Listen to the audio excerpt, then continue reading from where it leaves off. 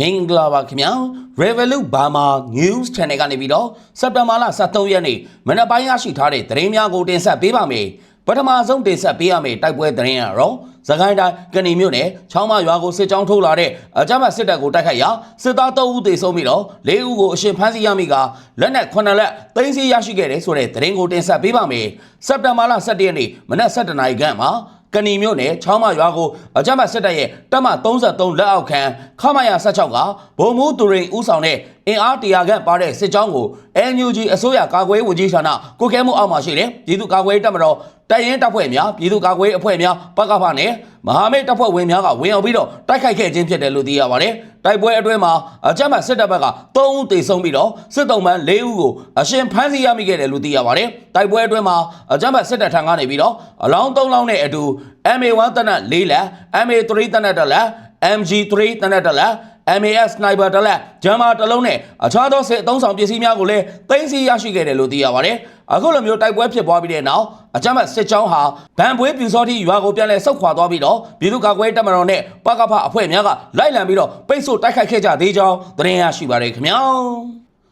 ဆက်လက်ပြီးတော့တင်ဆက်ပေးရမယ့်သတင်းကတော့စကိုင်းတိုင်းကဏီမြို့နယ်ချောင်းမရွာကနေဆုတ်ခွာထွက်ပြေးလာတဲ့အကြမ်းဖက်စစ်တပ်စစ်ကြောင်းကိုကြားဖြတ်တိုက်ခိုက်ရာစစ်သား2ဦးသေဆုံးပြီးတော့တနက်နဲ့သိမ်းဆည်းရရှိခဲ့တဲ့ဆိုတဲ့သတင်းကိုတင်ဆက်ပေးပါမယ်။စက်တင်ဘာလ17ရက်နေ့မှာကဏီမြို့နယ်ချောင်းမရွာကိုစစ်ကြောင်းထိုးလာတဲ့အကြမ်းဖက်စစ်တပ်ကိုတော်လိုင်းတပ်ဖွဲ့များကဝိုင်းဝန်းတိုက်ခိုက်ခဲ့ခြင်းကြောင့်စစ်ကြောင်းတစ်ခုလုံးဗန်ပွေးပြူစောတိရွာကိုပြန်လည်ဆုတ်ခွာထွက်ပြေးခဲ့တယ်လို့သိရပါတယ်။အခုလိုဆုတ်ပြေးလာတဲ့စစ်ကြောင်းကိုရင်းမာပင်မြို့နယ်ပကဖ ULF စစ်ကြောင်းကကြားဖြတ်တိုက်ခိုက်ခဲ့ရာစစ်သား2ဦးထပ်မံသေဆုံးသွားပြီးတော့ MA1 တနက်2လက် 5.56G 180တောင်းနဲ့ကြီးပေါက်8ခုတို့ကိုသိမ်းဆည်းရရှိခဲ့တယ်လို့သိရပါတယ်။အလားတူပဲချောင်းမရွာကိုအကြမ်းဖက်စစ်ကြောင်းဝင်ရောက်လာတဲ့အချိန်ကလည်းတော်လိုင်းတပ်ဖွဲ့ဝင်များဝင်ရောက်ပြီးတော့တိုက်ခိုက်ခဲ့ခြင်းကြောင့်အကြမ်းဖက်စစ်ကောင်စီဘက်က3ဦးသေဆုံးကစစ်တုံးမှန်4ဦးကိုအရှင်ဖမ်းဆီးရမိခဲ့ပြီးတော့တနက်9လက်သိမ်းဆည်းရရှိခဲ့တယ်လို့ NUG အစိုးရကာကွယ်ရေးဝန်ကြီးဌာနကထုတ်ပြန်ထားပါတယ်။ဒါအပြင်စကိုင်းတိုင်းရွှေဘုံမြို့နယ်တပြေးသားရွာကိုစစ်ကြောင်းထိုးဝင်ရောက်လာတဲ့စစ်တပ်ကို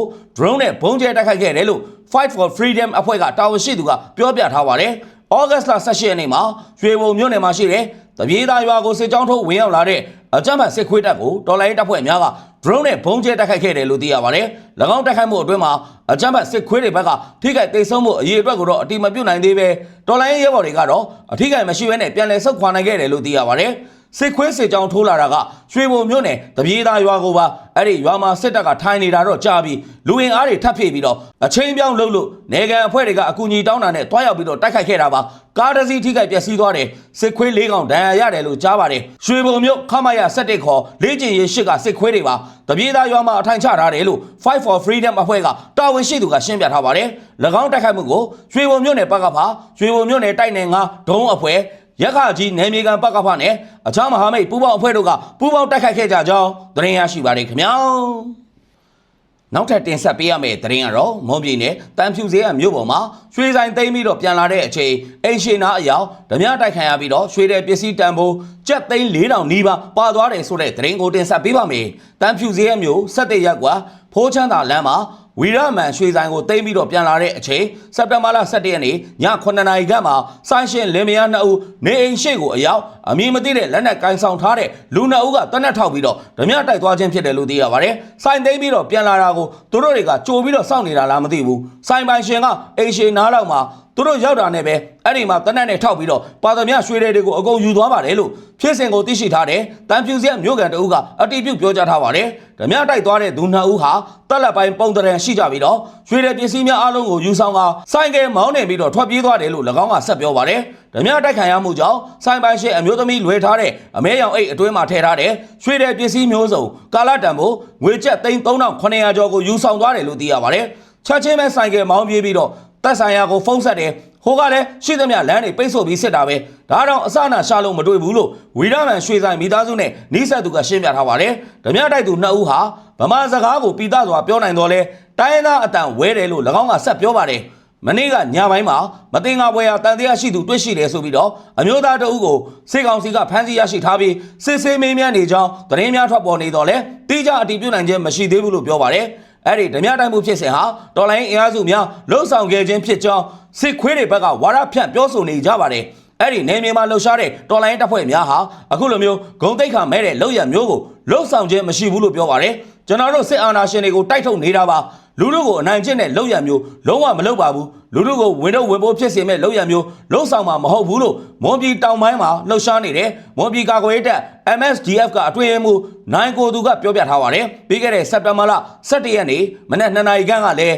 းမော်လမြိုင်မြို့ဈေးချိုရက်ကွာမော်လမြိုင်တက္ကသိုလ်ပတ်လန်းဘေးကနေအိမ်ဓမြတိုက်ခိုင်ရပြီးတော့ရွှေတဲ့ပစ္စည်းများအပါအဝင်ငွေကျပ်3,000 ကျော်တန်ဖိုးပါသွားခဲ့ဘူးကြောင်းသတင်းရရှိပါတယ်ခင်ဗျာဆက်လက်ပြီးတော့တင်ဆက်ပေးရမယ့် update သတင်းကတော့ရခိုင်ပြည်နယ်ကြောက်တော်မြို့နယ်တရက်တပြင်းရွာမှာရှိတဲ့ကိုပိုင်အထက်တန်းကျောင်း2ကျောင်းကိုအကြမ်းဖက်စစ်တပ်ကလေရင်နဲ့ဘုံကျဲခြင်းကြောင့်တေဆုံးသူကျောင်းသားကျောင်းသူ19ဦးထိရှိလာပြီးတော့ဒဏ်ရာရတဲ့သူတွေထဲမှာ6ဦးဟာစိုးရင်ရတယ်ဆိုတဲ့သတင်းကိုတင်ဆက်ပေးပါမယ်မနေ့ကစက်တင်ဘာလ12ရက်နေ့မနက်အစောပိုင်းတနာရီခန့်မှာအကြမ်းဖက်စစ်တပ်ကတိုက်ပွဲဖြစ်ပွားခြင်းမရှိဘဲနဲ့ကြောက်တော်မြို့နယ်တရက်တပြင်းရွာမှာရှိတဲ့ပညာပန်းခင်ကိုပိုင်အထက်တန်းကျောင်းနဲ့အမြင့်သစ်ကိုပိုင်အထက်တန်းကျောင်းကိုလေရင်နဲ့ပေါင်900ဘုံနှလုံးကျဲချတိုက်ခိုက်သွားတယ်လို့သိရပါတယ်အကြမ်းဖက်စစ်တပ်ရဲ့ဘုံကျဲတိုက်ခိုက်မှုအတွင်းပညာပန်းခင်ကိုပိုင်ထက်တန်းကျောင်းကကျောင်းသားကျောင်းသူ16ဦးနဲ့အမြင့်သစ်ကိုပိုင်ထက်တန်းကျောင်းကကျောင်းသားကျောင်းသူ3ဦးစုစုပေါင်း19ဦးသေဆုံးခဲ့ရတယ်လို့သိရပါတယ်သေဆုံးသူများဟာ Grade 10ကနေပြီးတော့ Grade 12အထိတက်ရောက်နေတဲ့ကျောင်းသားကျောင်းသူများဖြစ်တယ်လို့သိရပါတယ်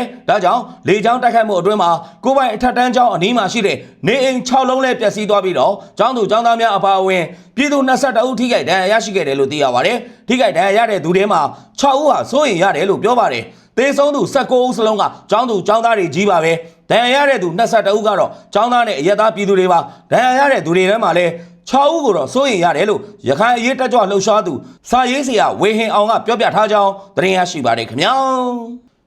နောက်ထပ်တင်ဆက်ပေးရမယ့်သတင်းကတော့မန္တလေးတိုင်းတောင်သာမြို့နယ်ရုံးစီကြီးရွာကိုအကြမ်းဖက်စစ်တပ်ကစက်တပ်၄ထီးနဲ့ဘုံကျဲချပြီးတော့မြေပြင်စစ်ကြောင်းကနေလဲနေအိမ်များကိုမိရှို့နေတဲ့ဆိုတဲ့သတင်းကိုတင်ဆက်ပေးပါမယ်စက်တင်ဘာလ17ရက်နေ့မှာမိထီလာ၄တက်ကနေတက်လာတဲ့အကြမ်းဖက်စစ်တပ်ရဲ့စက်တပ်၄ထီးတစည်းကိုရုံးစီကြီးရွာမြောက်ဘက်ကိုဘုံကျဲတိုက်ခိုက်ခဲ့ခြင်းဖြစ်တယ်လို့သိရပါတယ်အကြမ်းဖက်စစ်တပ်ဟာလေကြောင်းကနေပြီးတော့ဘုံ17လုံးကျဲချတိုက်ခိုက်ခဲ့ခြင်းဖြစ်ပြီးကြေးရွာနေပြည်သူများဟာကြိုတင်ရှောင်ရှားနေတဲ့အတွက်ကြောင့်ထိခိုက်သူတော့မရှိဘူးလို့ပြောပါတယ်ဒါအပြင်မြေပြင်မှာလည်းမလိုင်မျိုးဘက်ကနေလာတဲ့ဗိုလ်ချုပ်နိုင်ဦးဦးဆောင်လာတဲ့အင်အား300လောက်ပါတဲ့စစ်ကြောင်းကလည်းရုံးစီကြီးရွာမှာတပ်ဆွဲထားတယ်လို့ပြောပါတယ်စစ်ကြောင်းမှာဝါကြီးရန်ရွာကပြူစောတိများလည်းပါဝင်တယ်လို့သိရပါတယ်အဲ့ဒီစစ်ကြောင်းဟာစက်တင်ဘာလ17ရက်နေ့မွန်လွယ်တနိုင်ကျော်ခန့်မှာရုံးစီကြီးရွာမြောက်ချိုင်းရက်အတွင်းမှာရှိတဲ့နေအိမ်များကိုမိရှို့ဖျက်ဆီးသွားတယ်လို့သိရပါတယ်အလားတူပဲမနေ့ကစက်တင်ဘာလ12ရက်နေ့မှာလည်းရုံးစီကြီးရွာနေဘူတာရက်ကွက်မှာရှိတဲ့နေအိမ်များကိုထပ်မံပြီးတော့မိရှို့ဖျက်ဆီးခဲ့တယ်လို့သိရပါတယ်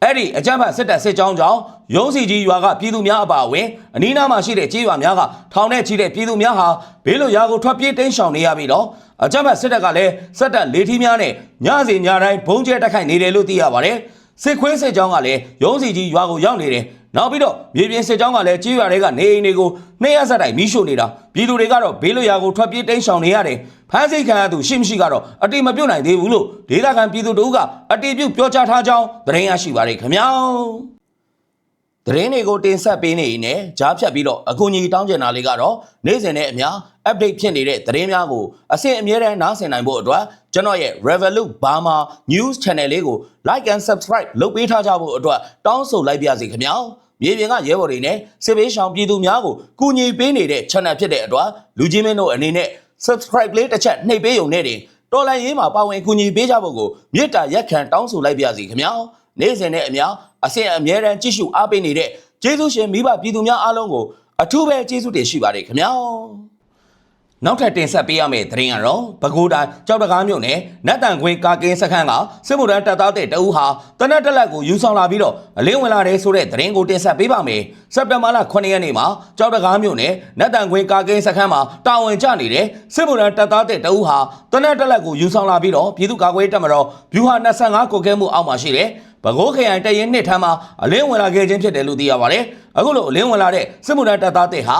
MA တနက်တက်လက်ကြီးပေါင်း9ခုနဲ့ကြီး150တောင်းတို့ကိုယူဆောင်လာပြီးတော့အလင်းဝင်ရောက်ခဲ့ခြင်းဖြစ်တယ်လို့သိရပါတယ်လက်ရှိအချိန်မှာ၎င်းကိုဘေးကင်းတဲ့နေရာကိုပို့ဆောင်ထားကလိုအပ်တာများကိုလည်းဆက်လက်ပြီးတော့ဆောင်ရွက်လျက်ရှိတယ်လို့သိရပါတယ်အလင်းဝင်လာတဲ့သူကတော့စစ်မှုထမ်းအပတ်စဉ်73ကပါအလင်းဝင်ရောက်လာတဲ့သူစစ်မှုထမ်းတင်တန်းကိုတက်ရောက်ခဲ့ရတာကအုတ်တွင်းမြို့နယ်တန်းမြင့်လေးကျင်ရီကျောင်းကပါသူကကြိုတင်ချိတ်ဆက်ထားတာတော့မရှိပါဘူးဒီတိုင်းပဲအလင်းဝင်လာတာပါအလင်းဝင်လာတဲ့သူက မုံရွာခရိုင်ထန်းတော်ကုန်းရွာဘက်ကပါသူကတော့အလုပ်လုပ်ဖို့အေဂျင့်နဲ့ချိတ်ပြီးတော့ရောင်းစားခံရတဲ့အနေထားပေါ့မြဝတီမှာအလုပ်လုပ်ဖို့သွားရင်းနဲ့အဲ့လိုအနေထားဖြစ်သွားတာပါအလင်းဝင်ရောက်လာတဲ့သူကိုဂုံပြူစုငွေချိမြင့်ပေးဖို့အတွက်ကတော့ကျွန်တော်တို့အထက်ကိုတင်ပြထားပါတယ်လောလောဆယ်တော့ဂုံပြူစုငွေချိမြင့်တာမရှိသေးဘူးလို့ဘကိုးခရိုင်အမှတ်နဲ့တိုင်ရင်ကတိုင်ရင်မှုကပြောဆိုထားပါတယ်ပြည်သူ့ကာကွယ်တပ်မတော်ဗျူဟာ25ကိုကဲမှုအောက်မှာရှိတယ်ဘကိုးခရိုင်တိုင်ရင်နှစ်ထံကို2025ခုနှစ်အတွင်း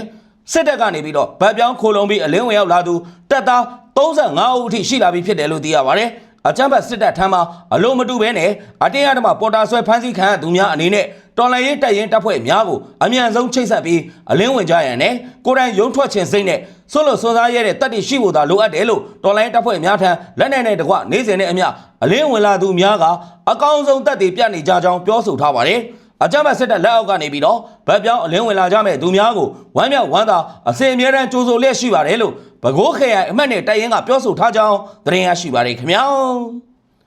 အခုလိုမျိုးမြန်မာတနိုင်ငံလုံးမှာဖြစ်ပွားနေတဲ့စစ်ရေးသတင်းနိုင်ငံရေးသတင်းများကိုအချိန်ပေးပြီးတော့နားဆင်ပေးတဲ့အတွက် Revolut Burma News Channel ကနေပြီးတော့အထူးပဲကျေးဇူးတင်ရှိပါတယ်ခင်ဗျာမြန်မာနိုင်ငံသူနိုင်ငံသားများအားလုံးဘေးအန္တရာယ်အပေါင်းကကင်းဝေးပြီးတော့အကြမ်းဖက်စစ်အာဏာရှင်စနစ်ဆိုးကြီးရဲ့လက်အောက်ကနေလည်းအမြန်ဆုံးလွတ်မြောက်နိုင်ကြပါစေခင်ဗျာ